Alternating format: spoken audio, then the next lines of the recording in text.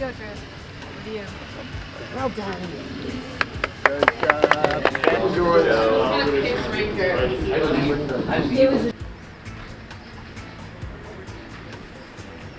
All right, folks, here we go. Pictures up.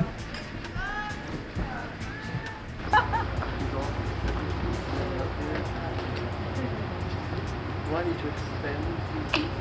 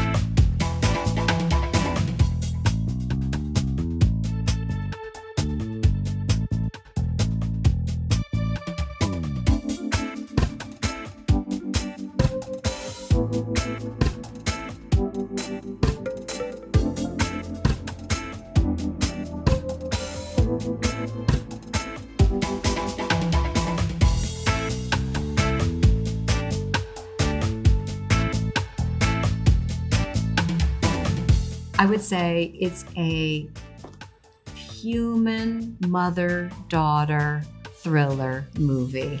Whoa! Yes! I don't know how I can beat that. I can't beat that. You can share it. We can share it. Yeah, That's our answer. Can't beat that.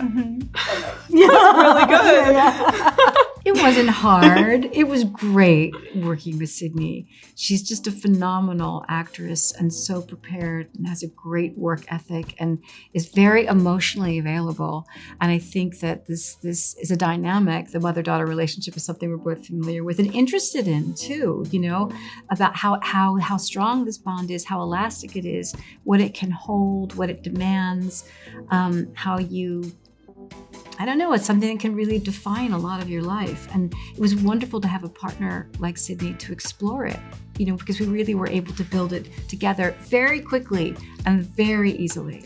I mean, what attracted me to the role was his place in the story. The story was fantastic. And the director was brilliant, and Julianne Moore and Sydney Sweeney were attached. So that's what attracted me to it. But the role itself is also something different to what I'd done before. He is a very dangerous man who takes advantage of people. He's from a different background than I had played before, and he has a real effect in the film. And so all of that was sort of reason to want to do it. Oh, I love Michael. Working with him, he is so sweet, and I mean, I loved every day. I felt like he was just so in love with the story and so in love with these characters and so thoughtful. Everything that he brought to the table was just, he had so much detail and care behind everything that he wanted to do. Care, I think that's a great word for Michael. I mean, I think he really cared so much about everything and brought a real sense of calm to the set as well. He was really very, very prepared, really thoughtful about how he was going to tell the story and gave us enough support at the same time that he let us do what we needed to do emotionally. He set a great tone. There were a lot of obstacles. There were crazy weather obstacles with smoke coming down from Canada, and we'd have electrical storms and have to shut down. And then we were struck down by the strike. Yeah. So we shot this movie and then had to come back an entire year later to complete it. That was rough. And I honestly can't believe that he was able to hold it together so masterfully that entire time. But he was just great. I felt very privileged each morning walking onto set, both because I admire a lot of the work that they've done and I'm familiar with it and I've looked up to them as actors, but also they all have very collaborative spirits. you know. They're not tricky people to work with. And yeah, they come in super prepared, full of ideas and energy and excitement. You know, I don't know how many movies like Julianne has done at this stage, but she walks onto set every day just sort of buoyant and like with the excitement of someone who was doing their first few movies, you know. And I found that there was a lesson in there for me, because it's so easy as a director to become a bit neurotic or beaten up from the experience. You lose a location, you know, something's not working, you have less time than you thought. But then I was reminded each day seeing, you know, Julie's energy, and I was like, God, we're so lucky to be here. We should be, this is fun, you know. And so it's, you know, they helped loosen me up and they inspired me each day. You know, it was a real privilege. I've mentioned this, but I'm not surprised. Just by how kind you are. Like you've heard me say it, but you are so thoughtful and considerate, and just I always loved watching whenever you like walk up to different crew members and like ask them about their kids or their life, and I was just like, oh, you're such a good human being. It's so good because it's sadly it's rare. Like it is rare, and so being able to work with you, it's just inspiring. Thank you. You're incredible. Aw, thanks. Oh, Domhnall's such a sweetheart and such a great actor. He's right? incredible. Yeah. I mean, when you watch him on camera, I mean, I remember when I was doing the scene, my skin was crawling, but then he's so goofy. Yeah, he really He's a goofball. Yeah. It's so cute. He's very funny, really smart, and just incredibly aware as an actor. And especially for me, because you had it too. You had some physical stuff with him. I so admire how careful and precise he is when he's doing that kind of physical work, because it really earns your trust as an actor. But he was great. And yes, he's very menacing in the film, not so much in life, right? The experience working with Julianne and Sydney was everything I hoped it would be. Julianne is one of the best actors ever and has been in so many amazing films and has been amazing in so many amazing films. And I think she's wonderful in this as well. So and she's nice to work with.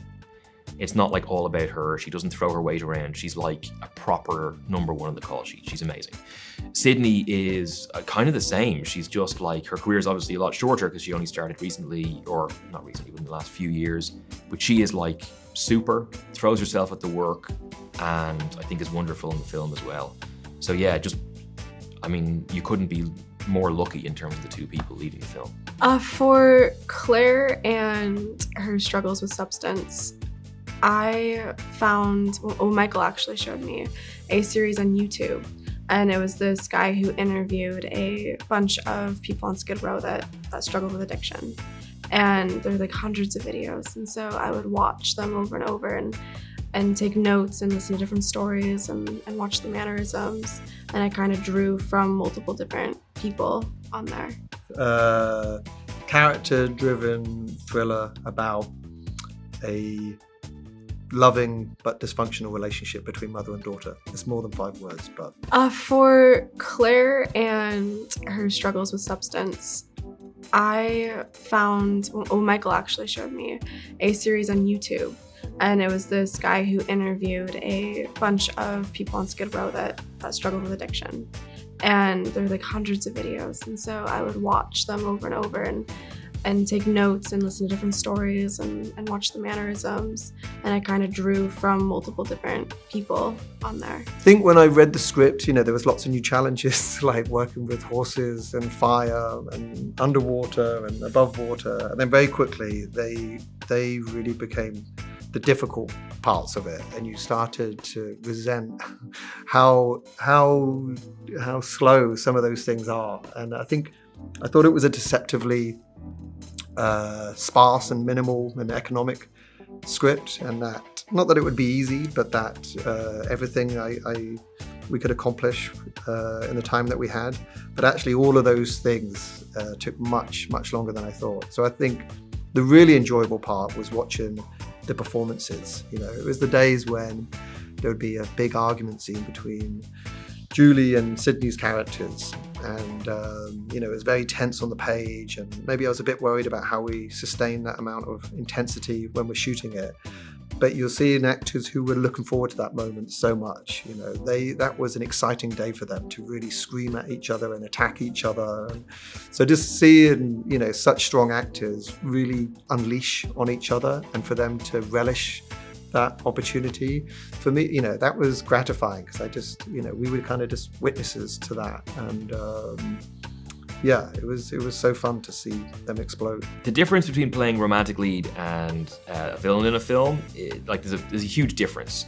If you're the romantic lead, you're in a lot of the scenes in the movie. If you're the villain, oftentimes you're only in like half the scenes. And so I don't think I prefer one or the other. I think in a good career, you get to do both. And the fun is getting to do both. So I don't prefer either of them. The difference is the schedule. If you're the romantic lead, you're in every day. If you're the villain, you get half the week off. So maybe that's what I prefer. It's really fascinating these days that a movie launches that way, or that can reach so many people globally. Because I do think that when you get down to it, these stories about our lives are global stories. We're all human beings, no matter where you are, no matter what your culture is. We all come from families. We all have loved ones. We all have relationships that we struggle with. So there's that part. And then we all love to be entertained. And so it's kind of wonderful to enter the universe or the globe with something that offers both of those qualities. It's nice that the film is going out to so many people at the same time, that so many people will have access to it. It only matters if people decide to watch it. And so I hope that people watch it when it's made available. And I hope they really like it. And when we screened it in the cinema a couple nights ago, people loved it and gasped and sort of shouted almost, like, all the way through. Is this twisty-turny and that sort of stuff? So I hope people enjoy the ride of the film.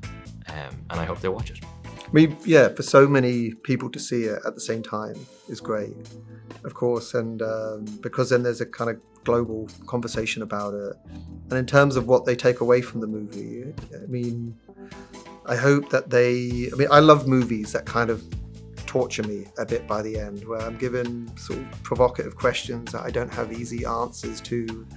And maybe I've got conflicted feelings about what the characters have done, and I identify with them, but they've taken me down a road I don't know if I would go down, but I'm also seduced by it, and I keep thinking and ruminating on the relationships. And so hopefully there's a lot to think about and reflect on when the movie finishes. Yeah.